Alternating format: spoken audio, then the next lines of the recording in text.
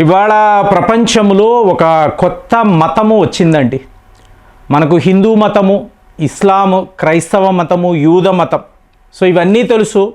మరి ఈ మతం గురించి మీరు విన్నారా? ఇది ఒక మతమే కాదు, దీనికి ఒక భాష కూడా ఉంది, ఒక నెట్వర్క్ కూడా ఉంది, రూల్స్ అండ్ రెగ్యులేషన్స్ని కూడా వాళ్ళు ఫామ్ చేసుకున్నారు. ఇది ప్రపంచంలో అతి శక్తివంతమైన మతముగా ఆవిర్భవించబోతుంది. దీని ముందు మనుషులు అనేవాళ్ళు, వాళ్ళ మతాలు, వాళ్ళ జాతులు ఏవి కూడా నిలబడలేవు. ఇప్పుడు మీరు ఫేస్బుక్ గురించి వినే ఉంటారు. మీలో చాలామంది ఫేస్బుక్లో మెంబర్స్గా ఉంటారు. మరి మోల్డ్ బుక్ ఎప్పుడైనా విన్నారా? ఈ మోల్డ్ బుక్ ఎలాంటి ఒక విప్లవాన్ని తీసుకొచ్చింది అంటే జనవరి 30, 2026లో దీన్ని కనిపెట్టారు. అంటే ప్రపంచానికి తెలుసు. అక్కడ నుంచి మీరు చూసారనుకోండి, 18 లక్షల మెంబర్స్ ఉన్నారండి.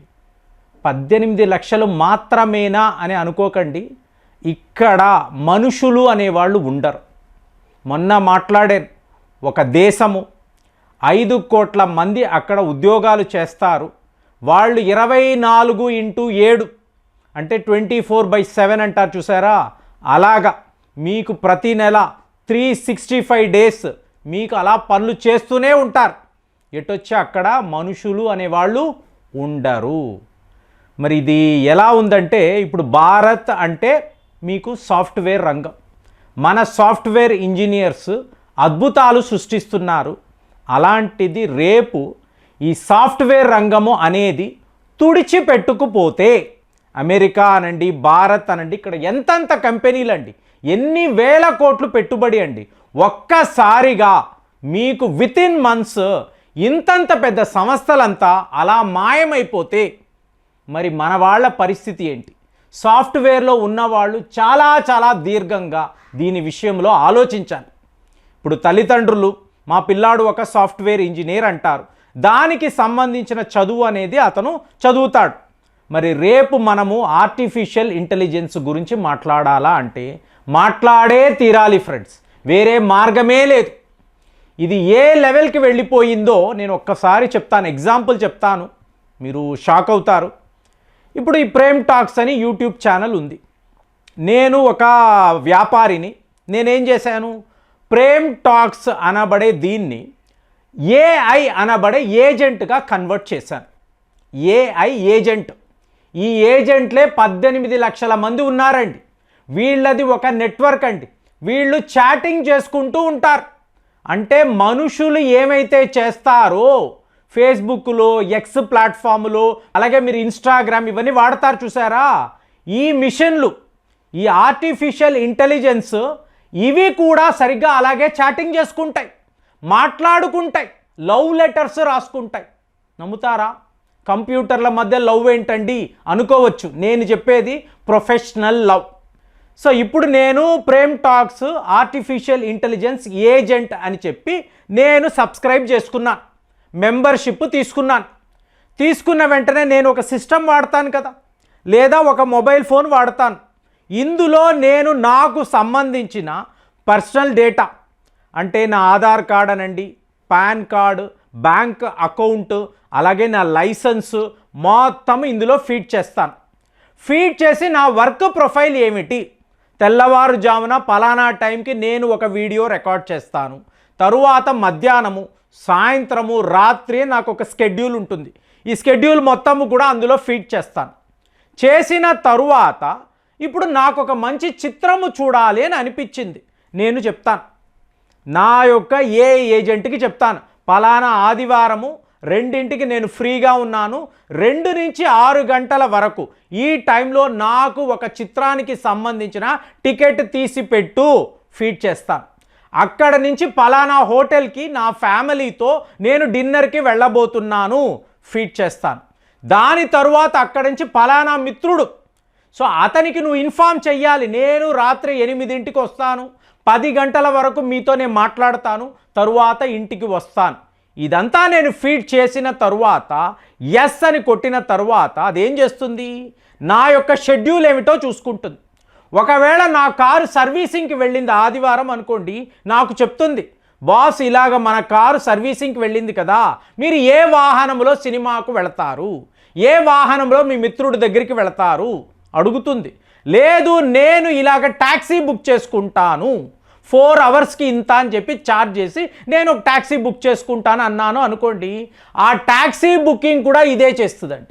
ఇమీడియట్గా నాకు సినిమా టికెట్లు రిజర్వేషన్ అయిపోతాయి, పలానా హోటల్లో పలానా సీట్ అనేది రిజర్వేషన్ అయిపోతుంది. నా మిత్రుడికి ఈమెయిల్ వెళ్తుంది, ప్రేమ్ గారు మీ ఇంటికి 8ంటికి వస్తారు, మీకు ఓకేనా అంటే నేను చెయ్యాల్సిన పనులంతా ఈ ఏఐ ఏజెంట్కి అప్పచెప్తే వరుస పెట్టి చేసుకుంటూ వెళ్తూ ఉంటుందండి. ప్రతి వారము, ప్రతి నెల, ప్రతి సంవత్సరము నా పనులంతా కూడా ఇదే చేసి పెడుతుంది. సో నా బ్యాంక్ అకౌంట్లోకి ఎంత ఖాతాలో ఎంత డబ్బులు ఉన్నాయి, నేను నెలకు ఎంత ఖర్చు పెడుతున్నాను, నా ఇన్కమ్ ఏంటి, ఎక్స్పెన్సెస్ ఏంటి మొత్తము నాకు చెప్తుంది. ఎక్కడ వేస్టేజ్ ఉంది, ఎక్కడ వేస్ట్ అయిపోతుంది అది కూడా చెప్తుంది. మొన్న మీరు వినే ఉంటారు, ఒక హాస్పిటల్లో పలానా వ్యక్తి ఇతనికి ఇంత ఖర్చు అయ్యింది మెడికల్ ఎక్స్పెన్సెస్ అని అన్నారు. ఇతను ఏం చేశాడు, ఆర్టిఫిషియల్ ఇంటెలిజెన్స్ సహాయం తీసుకున్నాడు. ఈ బిల్లుని మొత్తము కూడా అప్లోడ్ చేసి ఇందులో ఎక్కడెక్కడ వేస్టేజ్ ఉందో నాకు చెప్పు అంటే మీకు 17 లక్షల రూపాయలు వాళ్ళు బిల్లు వేస్తే ఇందులో దగ్గర 5 లక్షల రూపాయలు ఒట్టి వేస్టేజ్. వాళ్ళు హాస్పిటల్ వాళ్ళు చేస్తున్న ఛార్జెస్కిను ఇక్కడ వాళ్ళు వేసిన బిల్లింగ్కిను సంబంధమే లేదు అని చెప్పి 5 లక్షల రూపాయలు అది చూపించింది. ఇది వీళ్ళు తప్పుడు లెక్క వేశారు, ఇది ఎక్స్పెన్సెసే కాదు అని చెప్పడంతో ఆ వ్యక్తి నేను కోర్టుకు వెళ్తాను అంటే ఆ హాస్పిటల్ యాజమాన్యము ఈ డబ్బును తిరిగి ఇచ్చింది. ఏంటి, ఒక కంప్యూటర్, ఒక ఆర్టిఫిషియల్ ఇంటెలిజెంట్ ఏజెంట్ ఈ పనులంతా కూడా చేసి పెడతాడు. రేపు మీకు ఇలాగ విడి రోడ్లు వచ్చేస్తాయండి. మీరు కారులో ఎక్కి కూర్చొని నేను ఇక్కడ చెన్నై నుంచి బెంగళూరు వెళ్ళాలని బటన్ నొక్కితే అక్కడ ఆ రోడ్డు మీద ఎక్కడ డ్రైవర్ అనేవాడు ఉండడు. ఈ ఆర్టిఫిషియల్ ఇంటెలిజెన్స్ రోబో నన్ను నేరుగా బెంగళూరు దాకా ఈ స్పెషల్ ట్రాక్లో తీసుకొని వెళుతుంది. రేపు యుద్ధాలు వస్తాయి, వార్షిప్స్ అంటాము. వార్షిప్స్లోకి వెళ్ళి చూస్తే ఓన్లీ మీకు మరమనుషులు, ఆర్టిఫిషియల్ ఇంటెలిజెన్స్కి సంబంధించిన సిస్టమ్స్ మాత్రమే ఉంటాయి. మనిషి అనేవాడు అక్కడ కనిపించాడు. రేపు యుద్ధ విమానాల్లో కూడా ఇదే పరిస్థితి. అంటే మనిషి యొక్క అవసరము అనేది ఇక మీదట ఉండనే ఉండదు. టోటల్గా ఆర్టిఫిషియల్ ఏజెంట్స్ వీళ్ళే ఉంటారు. వీళ్ళ మధ్య ఒక నెట్వర్క్ ఉంటుంది.